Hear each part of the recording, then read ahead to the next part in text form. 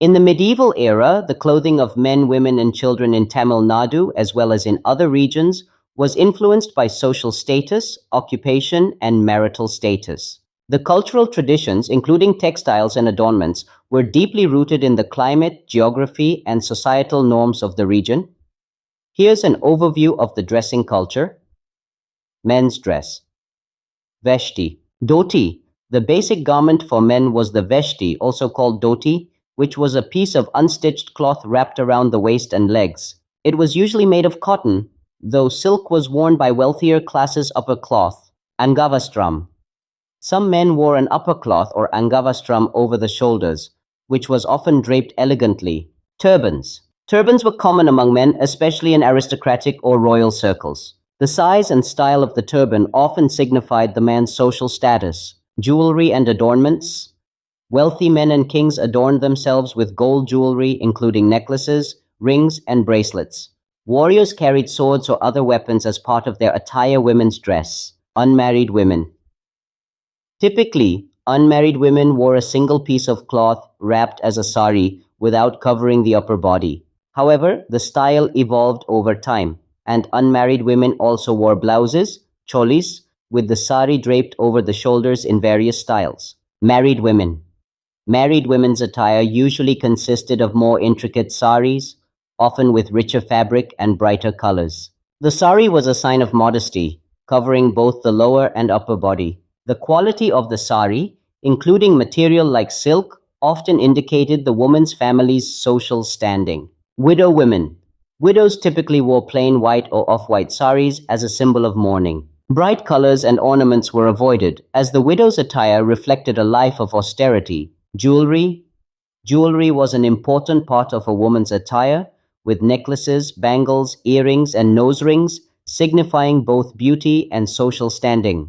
Married women often wore a thali, Mangalsutra, signifying their marital status. Children's dress. Young children in medieval Tamil Nadu, irrespective of gender, often wore minimal clothing, especially in rural areas due to the tropical climate. As they grew older, their attire began resembling that of adults. Though simpler queens and princesses' dress, queens and princesses wore elaborately woven saris made of silk and gold thread, often with intricate embroidery and adorned with precious gems. Their clothing was regal and heavy, reflecting their royal status. Ornamentation.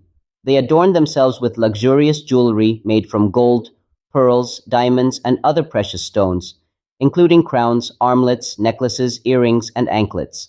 Cosmetics. Use of perfumes, hair oils, and other cosmetic items was common, and they often wore elaborate hairstyles that were decorated with flowers and jewels. Prince's dress.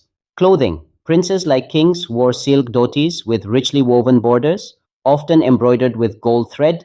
Their upper garments were luxurious, and they wore elaborately tied turbans. Jewelry and weapons.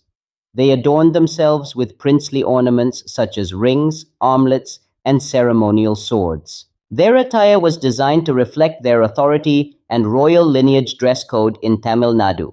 Tamil Nadu had a distinct dress code based on caste, occupation, and region. Different communities had their own variations of dressing styles. Brahmins often wore simple white veshtis, while the working class and those of lower castes wore coarser fabrics. Color and style. The color and style of a person's clothing could indicate their caste or profession. For example, priests often wore white to denote purity, while traders and wealthier classes wore more vibrant colors. Social identity. The style of a person's dress, the quality of fabric, and the jewelry they wore often provided insight into their social standing, caste, or occupation. Rich fabrics like silk were reserved for the upper class, while the lower class wore cotton or other less expensive materials. Significance of dress in Tamil Nadu's society. Social hierarchy. Dress was a clear marker of social hierarchy, as specific communities and castes were expected to adhere to certain codes. Royals, nobles, and wealthier classes could afford finer clothes, whereas the common people dressed more simply. Cultural representation. Traditional dress played a role in religious and cultural events, and specific attire was worn during festivals and rituals. For instance, women wore grand silk saris during temple festivals and important occasions like weddings. Conclusion: In medieval Tamil Nadu, clothing was a symbol of identity, with clear distinctions in the dressing styles of men, women, children, and royals. Clothing not only differentiated social and marital status, but also reflected the rich cultural heritage of the region.